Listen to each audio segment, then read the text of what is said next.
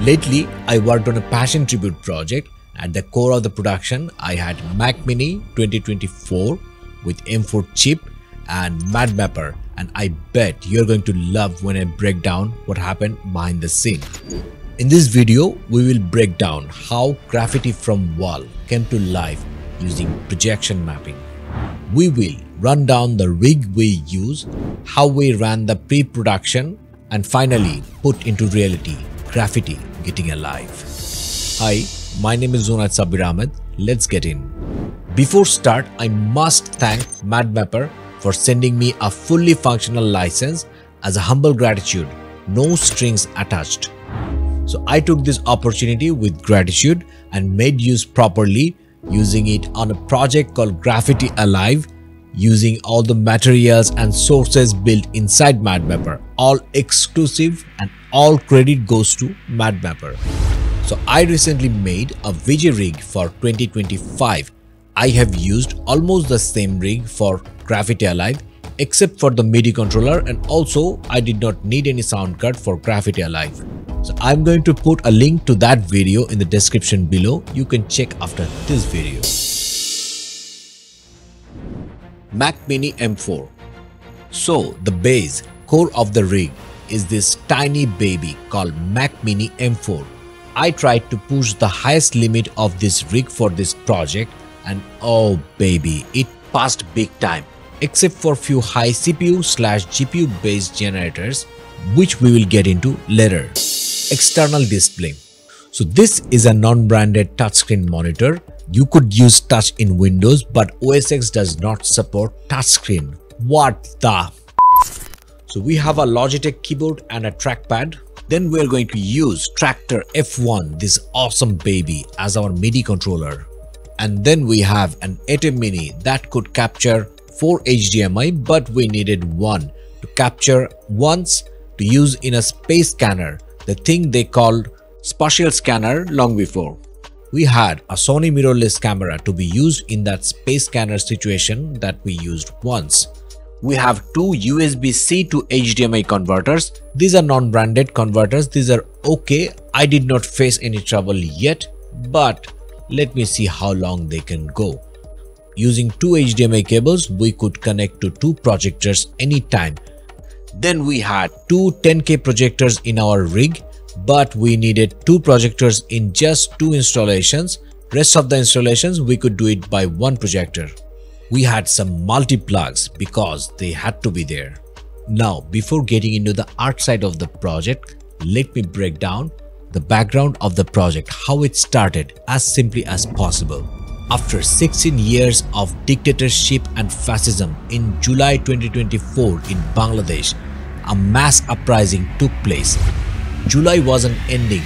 We kept counting till it was 36. Continuous bloodshed everywhere. Seeing that, hundreds, then thousands, then millions of civilians. And on 36 July, we all walked to the ultra-secure heaven called PM residence, despite guns, tanks, snipers or helicopters, and the bitch ran. She had to run to her daddy. The reason that made this revolution unique, the villain was almost all law enforcers of the country, all political gangsters, and all government bureaucrats. They had any and every weapon and determination to kill anyone. They killed over thousands and injured over 35,000 innocent civilians. The other party, we, general people, absolutely untrained civilians, no weapon, barehanded, only power of voice, constantly rising up. At many points, internet lockdown made our voices go unheard. And then people took paint brushes and started drawing graffiti. And oh God, how powerful it can be. I saw it, I was there. It was a spark. Then it was a fire. Then it was a bonfire. Then it became a wildfire that made the run away. In this tribute project, all the graffitis that took that tyrant down are coming alive.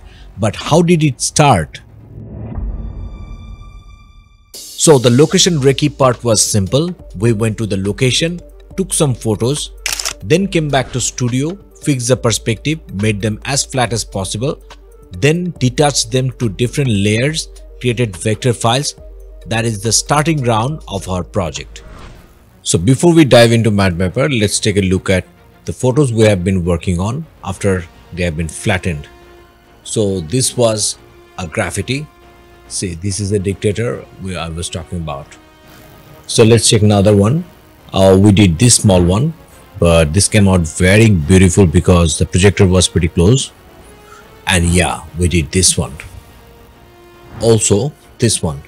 So after it was flattened, we took the whole part and split into layers. Then we took it to MadMapper, PNG and a lot of SVGs.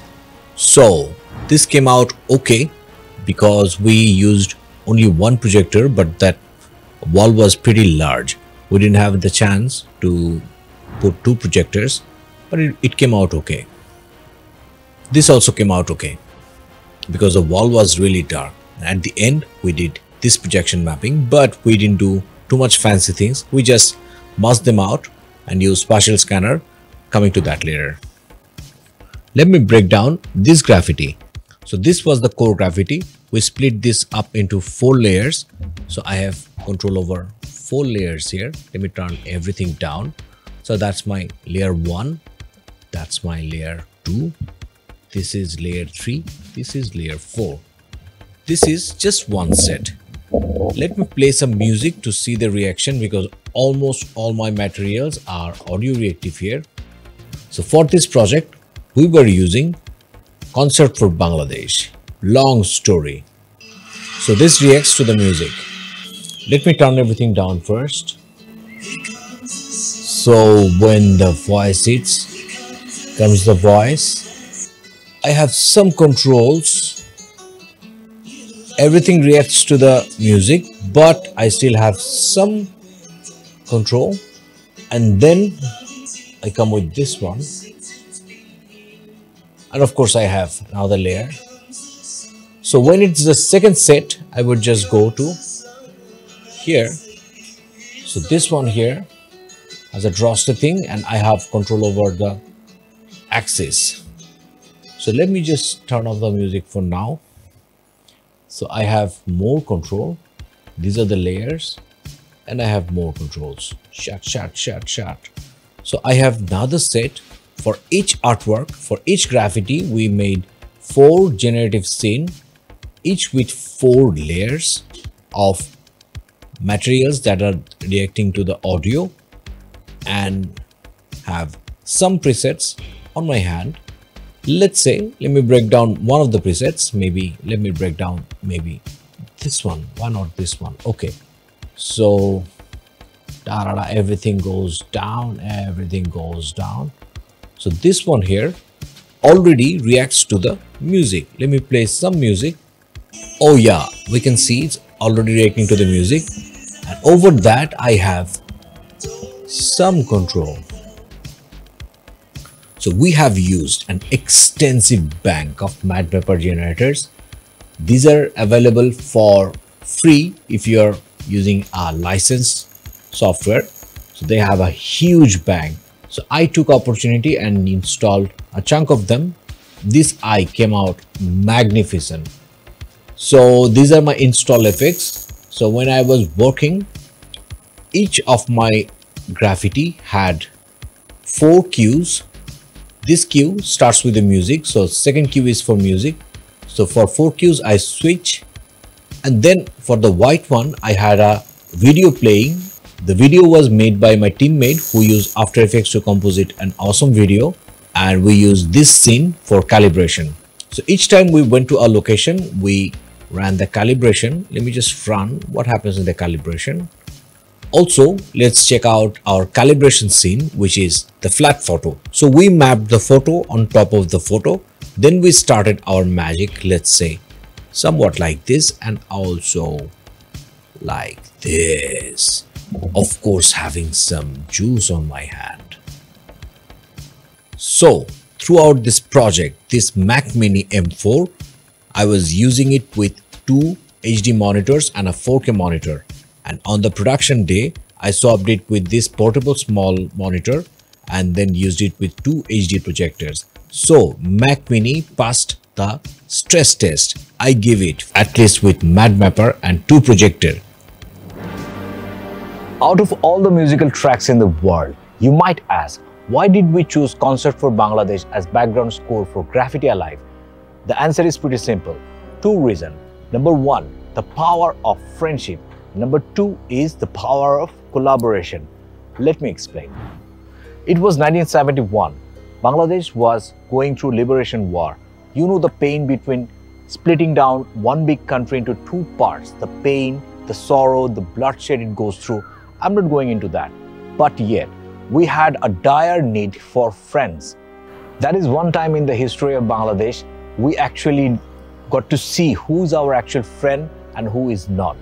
Pandit Ravi Shankar from India called his friend George Harrison because he wanted to raise some money and raise some awareness throughout the world against this genocide going on in Bangladesh. Right that time, it was not Bangladesh yet, it was East Pakistan, but there was a dire genocide going on. A lot of people were migrating the border area, crossing the border, going to India, staying as refugee, living very poor life. That time we needed our friend. So taking this awesome initiative, Pandit Ravi Shankar ji called George Harrison, and George Harrison ganged up with Eric Clapton, Bob Dylan and a lot of top-ranked musicians of that time, and they hosted this concert called Concert for Bangladesh in Madison Square Garden, New York. Yes, it was a magnificent show, collaboration by a lot of great musicians all at the same time on stage. So this Concert for Bangladesh always teaches us about two things, freedom and collaboration. That should be our inspiration for newer Bangladesh. Now we dive into our next chapter where we take our studio works into application. But before that, let me tell you about our new channel all about stage show, where we talk anything and everything about stage shows, lights, lasers, special effects, visuals, of course, LEDs. Check out, I'm going to leave the link in the description below. So let me describe how on-location setup was. We rented a tiny mini truck, had two folding tables with two chairs on it, and we carried a generator on the truck. After reaching each of our 8 destinations, we parked the truck properly, powered the generator, projectors and computer, took a little time to fix the edges and mapping the output accurately on the graffiti. And then we did this.